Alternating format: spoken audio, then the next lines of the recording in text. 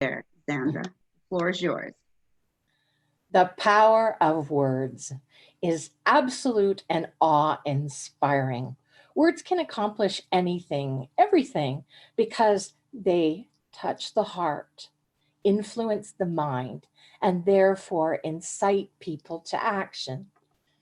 Think about it. Charismatic speakers have galvanized whole countries to go to war, or conversely, they've soothed them into complacency. Words can inspire and propel people to new heights of greatness, or they can make people laugh. As I have in the guise of my comedy character, Shirley Best, for years.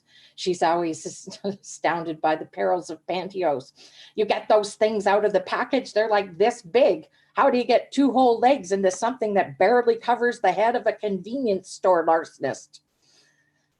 In business, we talk about the importance of story in our presentation, how to effectively convey our message, the empowering exhilaration of finally finding your own voice.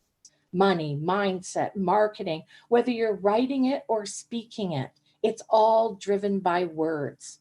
Words can supercharge the emotions, which is a prime motivator for human behavior. Yes, words can do all this and more. And as Darla said, the right words can make you more money. Words matter when it comes to marketing. They matter big time. Marketing, sales, when you consider their power to lead people to think a certain way, to act in the way that you want them, they matter big time. It's all words, words designed to go together in a specific way to create a desired effect. But beyond that, to make you feel a certain way regarding the message so that it affects you psychologically and persuades you to act in a certain way. And clearly, as entrepreneurs, we want to use words to promote the solution that our product or service brings to our client.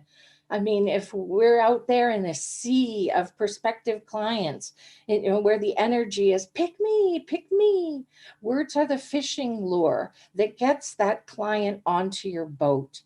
Because you could be the most brilliant at your service, have the best product going. But if your potential client doesn't know about it, doesn't understand how it's going to benefit them, then what good is it?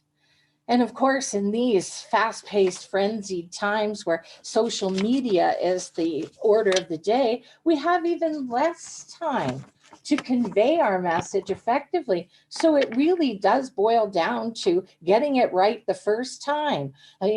People are very overwhelmed. It's like ADDDDDD. It has actually been studied that and concluded that our average attention span now is less than that of a goldfish, if you can believe it. So we have to learn, and when we're promoting and marketing, how to say the right thing in the right way. And the most important factor there is what is in it for your potential client.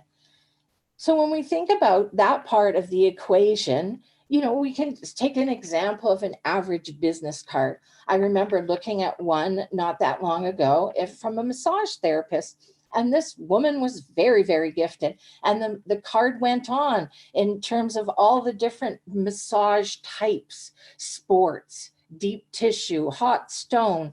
And, again, when you're close to your business, maybe you don't realize that not everybody knows massage in this case, or whatever it is that you do. Not everyone knows it as well as you do. Some people might be looking at that business card and going, shiatsu, isn't that a brand of dog? But the thing is, instead of all the different massages that wonderful woman did, wouldn't it make more sense to talk about why you would want a massage, why you need a massage, why you have to have a massage from the perspective of the physicality of it, perhaps drawing them in because of stress or chronic pain relief. that would do it. Perhaps she's a massage therapist that works with energy. She could even go so far as to talk about how, moving energy through you opens things up, clears those blocks, even spiritually, so that you draw in all the things that you want and desire. All of those ideas succinctly put on that business card in a few key phrases would be far more effective in drawing people in. But think about it. If your refrigerator breaks down and excuse me, you're looking for a refrigerator repairman, are you concerned with the kind of screwdrivers and wrenches he might bring in his toolbox? No, you just want him to get there fast and do the job, do it right, and maybe even guarantee it. The tools he uses are of no concern to you. It's the results. That's the thing. So why not lead with the results when you're talking, speaking, writing about what it is with you do? A good rule of thumb when you're creating copy for your promotion, workshops, events, is to ask yourself, once you've got it written, so what, who cares? I know it's brutal, but really, have you gone on and on about, the specifications instead of the benefits, the price? No, talk about value instead.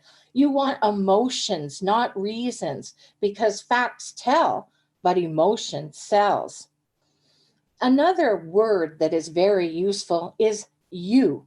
When you're writing about your solution, your product, your service, you want to talk in terms of you as opposed to I up-level the sales expertise of organizations, entrepreneurs, business people, blah, blah, blah. I just do it for you. And that includes everybody. So, if you're thinking not in terms of we do this, but it's all about you, your potential client. For instance, many times you've been in bookstores, I would imagine, and you see something written, what's new on our book list? Well, it doesn't engage you at all. It's what's new on your book list. Now, some bookstores say, recommended by our staff for you, or staff recommendations for you. So a little better. But what if I said books to intrigue you, books to delight you? You see how much more compelling that is? So often people underestimate the power of words. We think because we went to school, everybody can write. Yeah, that's fine. But really, when you're selling something, you want to up level, as I say, you want to sculpt that product language so that you create a clear image in your customer's mind as to what this all is all about. And that's why another key word is imagine. When you say the word imagine, what it would be like, and you describe how your product will improve their lives, enhance their business, or whatever is the case.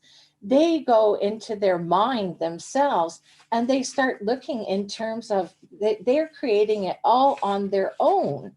And so naturally, they're making the best solution possible in their mind. And, you've got it made. It really does eliminate objectives.